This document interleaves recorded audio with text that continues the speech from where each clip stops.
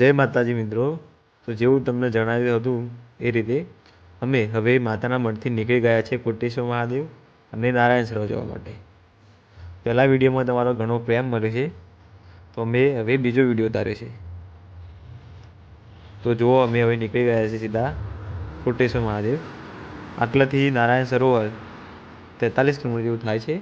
અમારી ગાડી હાલ સીએનજી ગેસ પુરાવા ગઈ છે, તો અમે હાલ રસ્તામાં ઊભા છે. આ તમે જોઈ શકો છો, આ રસ્તો સીધો નારાયણ સરોવર તરફ જાય છે. તો મિત્રો તમે જોઈ શકો છો, આ બોર્ડ પર પણ લખેલું છે કે નારાયણ સરોવર 43 કિલોમીટર. તો જુઓ, અમારી ગાડી આવી ગઈ છે સીએનજી ગેસ પુરાવીને. તો હવે અમે ગાડીમાં બેસીને નીકળીએ છીએ નારાયણ સરોવર જવા. તો આ જુઓ મિત્રો, નારાયણ સરોવર આવી ગયું છે.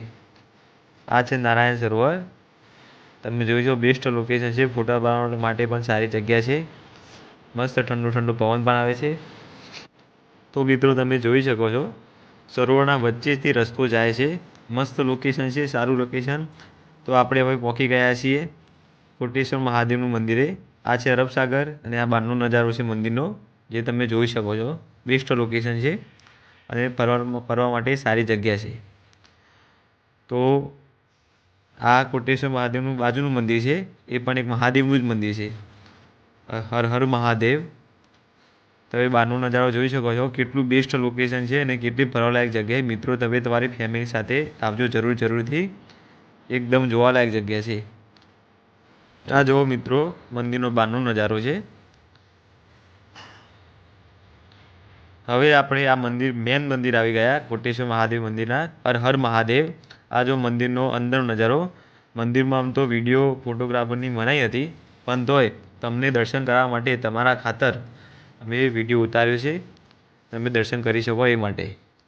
તો બોલો કોટેશ્વર મહાદેવની જય.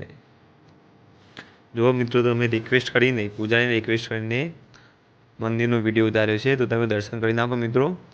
હર હર મહાદેવ. જુઓ મિત્રો, આ મંદિરનો અંદરનો નજારો.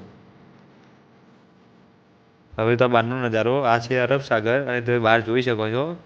અરબ સાગરની આજુબાજુ જે રસ્તો છે, તમે જઈ શકો છો, ફોટા પાડી શકો છો. તો મળીએ મિત્રો નેક્સ્ટ વિડીયોમાં. અમારી ચેનલને લાઈક, સબસ્ક્રાઈબ અને શેર કરો. જય કોટેશ્વર મહાદેવ.